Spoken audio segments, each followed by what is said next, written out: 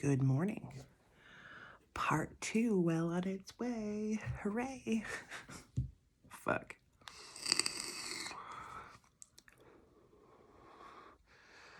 You know what's fucking crazy? One thing about living in Newfoundland is everybody knows your business. Even if you don't want them to. They just know things. It's crazy, actually. But anyways, that's a story for another day. God, I can't wait to share that. I'm like bursting at the seams with all that nonsense. But anyway, back to where I was. Like I had said in the last video, I had no idea where this was all going to take me.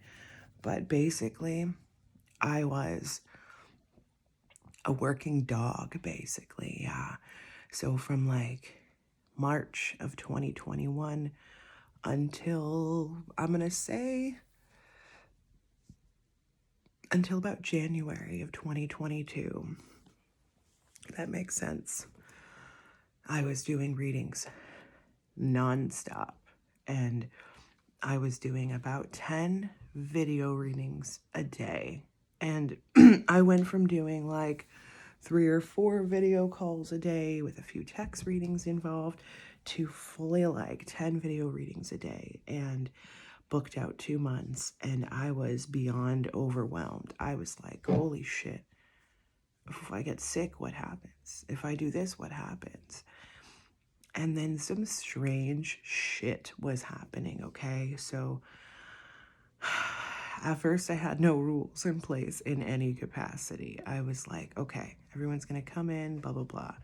But then people started to get very demanding and very rude and very odd situations. For instance, I had a reading with a woman who came to me one time. We didn't even finish her reading. We got through maybe half of it because she was in a dentist chair, and the dentist was in her mouth, and she just wanted me to keep talking. And I was like, this is not happening right now. This is not happening. And then I had a guy do a video reading. He literally was late to his 15-minute mediumship by 5 minutes. And he was driving with his wife, who he just got married to 5 minutes earlier, in the front seat with him and crying. He's on the highway. I was like, I don't think this is a good idea because I'm afraid, I have a hard time with confrontation or telling people, no, this is not a good idea. So I had to put even more rules in. I had one woman who I was doing a reading with. It was a mediumship reading. And she thought that I was going to be able to bring her partner back from the dead. And I was like, no, I can't do that. Like, I'm sorry. So, like I said, as time progressed, I had to keep putting more and more rules in place because it just became too much. I offered a 2-on-1 session because people were like, oh, I want to do a 2-on-1 session. I mean, it's great in theory, and then we get people that take advantage of it. Like, do you see this? Do you see this? Do you see that? Like, just, it becomes an interrogation. And I was like, I can't do this. So I removed and eliminated so much stuff, and I had these rules strict because it was getting terrible. People were not showing up for their appointments at my time zone. People still do that, but people are not paying attention to the email I send out. They still do that. I ask people to not be in a car. Now, I know a lot of people don't like getting readings done in home because they have family there, and I totally get that. But if you are going to be in a car, just make sure when you're in this car that there's reception around, because how the fuck am I going to read you if there's no reception? So it became quite clear to me that I was like getting in over my head with everything. And I started to lose a bit of me. I felt like I wasn't having fun anymore. I used to enjoy doing TikToks. I wasn't enjoying it anymore. It's just a lot. And I was going hard. Like I was doing 3 TikToks a day. I don't even know where this hair came from.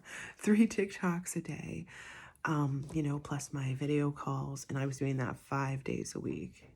I was, to say the least, pretty freaking dead. Which I'm kind of dead at this point too, but that's a different kind of dead now, which we'll explain later. But I was working super hard. I was trying to bring in as much money as I possibly could so that me and Landon can like buy a house. Unfortunately, my credit is pretty shitty, and it's not it's my fault, I would say, because I allowed someone to screw over my credit. I allowed myself to make silly mistakes when I was a kid, and it kind of haunted me for quite a while. So I was trying to save up for a house, and so Landon and I can move, and I did save up pretty well. And unfortunately, my dreams of purchasing a house were crushed when basically the market at that time, the market's still crazy.